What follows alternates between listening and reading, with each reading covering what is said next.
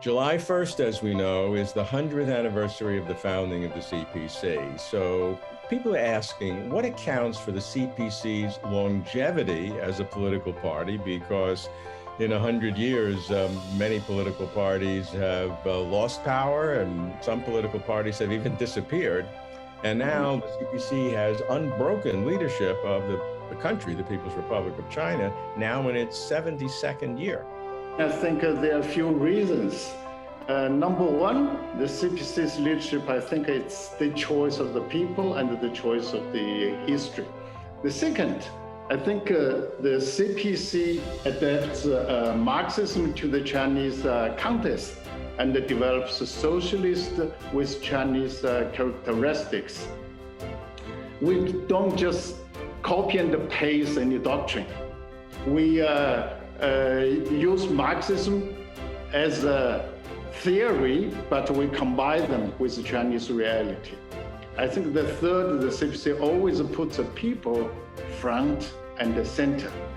CPC adheres to its fundamental purpose of serving the people wholeheartedly and take the people's support, approval, happiness, consent as a fundamental criteria in judging whether its work is good or not.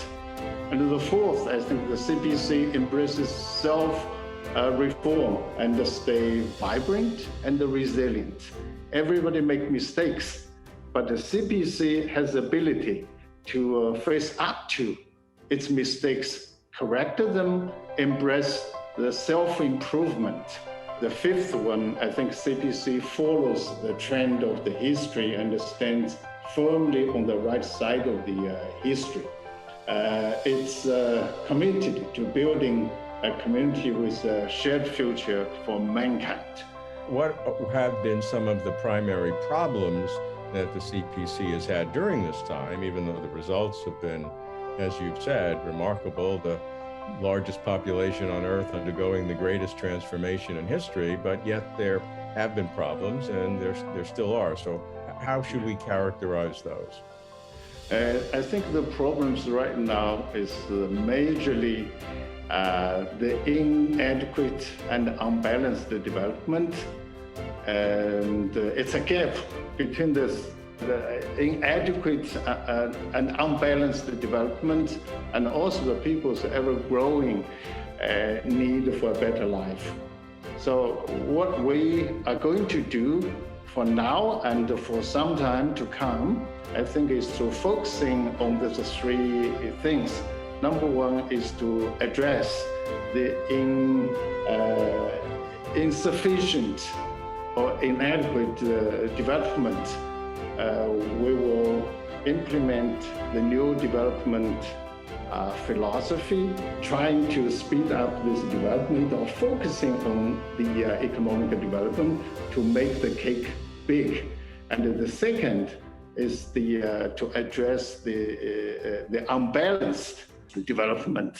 So try to implement also a new development paradigm by using this new two circulations, combining them together, let the international and the domestic circulation to reinforce each other. So we can develop in a better way. That's a high quality development. And number three, we need to address the ever-growing people's need for democracy, for the rule of law, for fairness and justice, and for better environment and everything. That's what we call the people's need, the growing need for a better life. From your perspective, from the Chinese people's point of view, what are the tangible, pragmatic benefits that the people have achieved during this time?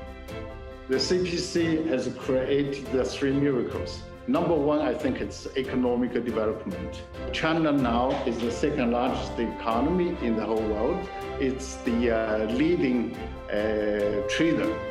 And also it has, I think, the most complete industrial system, modern industrial system in the world. if you look at the GDP, you compare the GDP in 1952 to 2018, the GDP has increased 174 times, and the per capita GDP increased 70 times. That's quite amazing. And the second achievement, I think, is a long-term social stability.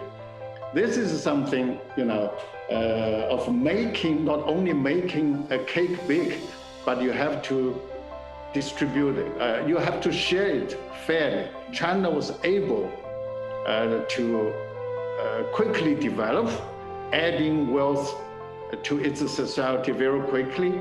And in the meantime, we are very committed on how to distribute them.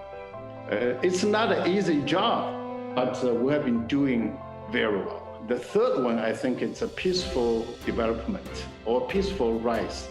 China has abandoned the obsolete colonial path of the other powers. We developed this country peacefully. It's always a force for peace, development, and the progress.